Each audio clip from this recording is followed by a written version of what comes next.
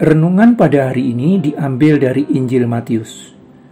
Demikian firman Tuhan yang disampaikan di dalam Matius 6 ayat 31 sampai 34. Sebab itu janganlah kamu khawatir dan berkata, apakah yang akan kami makan? Apakah yang akan kami minum? Apakah yang akan kami pakai? Semua itu dicari bangsa-bangsa yang tidak mengenal Allah. Akan tetapi Bapamu yang di surga tahu bahwa kamu memerlukan semuanya itu. Tetapi carilah dahulu kerajaan Allah dan kebenarannya, maka semuanya itu akan ditambahkan kepadamu. Sebab itu janganlah kamu khawatir akan hari esok, karena hari besok mempunyai kesusahannya sendiri. Kesusahan sehari cukuplah untuk sehari.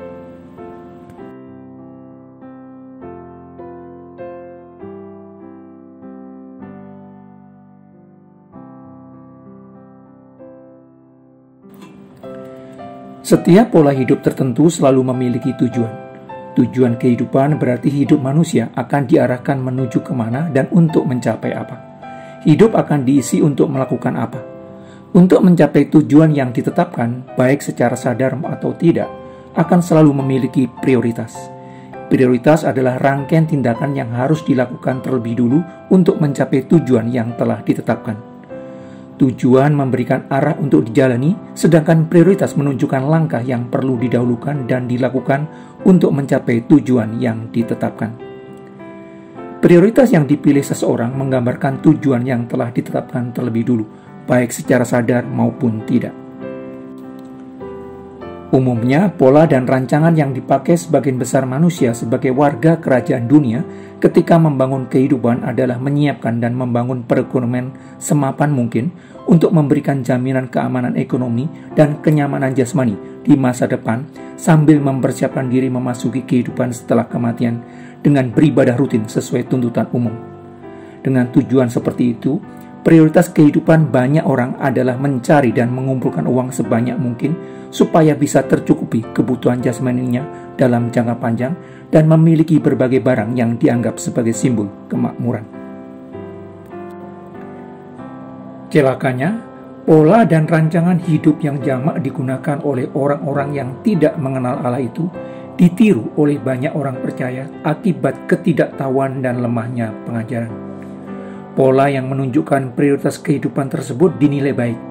Tetapi apa yang dinilai baik oleh orang-orang yang tidak mengenal Allah tidak selalu benar di mata Allah. Kerajaan Allah adalah pemerintahan Allah atas hati umatnya.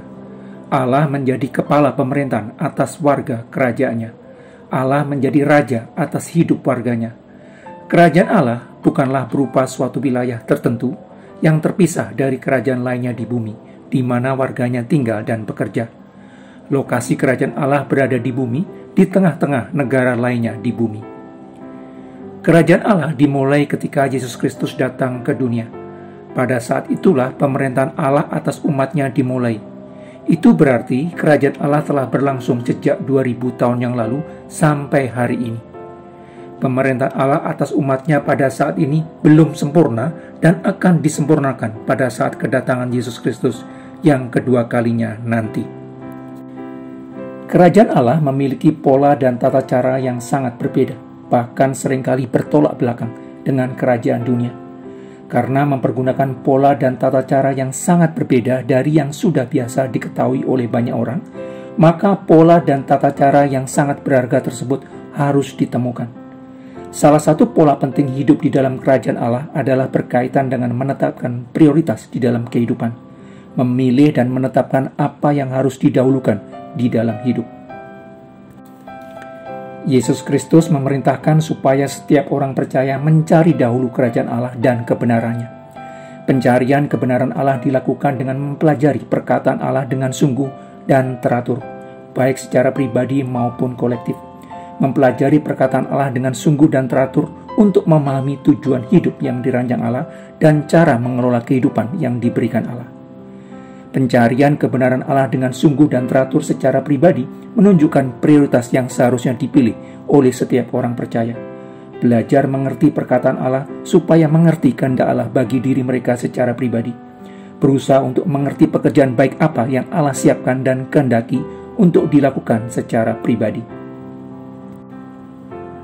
Pencarian kehendak Allah dilakukan melalui hubungan pribadi dengan Allah. Hubungan dibangun dengan membaca dan merenungkan firman Allah dan melalui doa pribadi. Membangun hubungan pribadi dengan Allah supaya mengerti apa yang Allah kehendaki untuk dilakukan oleh orang percaya secara pribadi. Ketika pencarian kebenaran ditempatkan sebagai hal yang harus didahulukan, maka berbagai kebutuhan jasmaniah kehidupan yang seringkali menjadi sumber kekhawatiran hidup sehingga ditempatkan sebagai prioritas akan disediakan oleh Allah kemudian.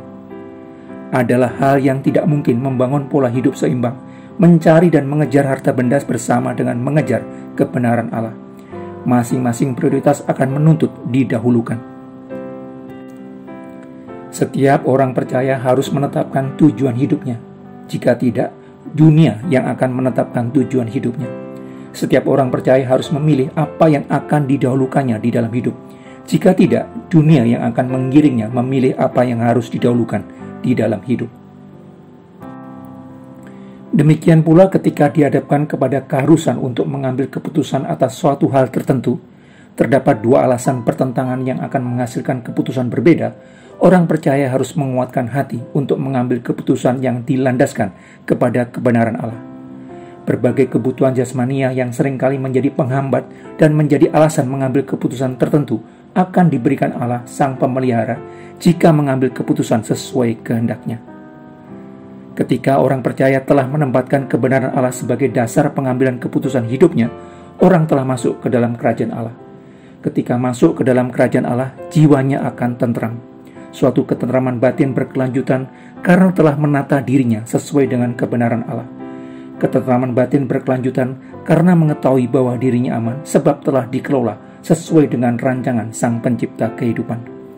Ketentraman batin berkelanjutan karena Allah menjaga dan mengarahkannya menuju keadaan yang nyaman dengan mencukupkan segala kebutuhan hidupnya.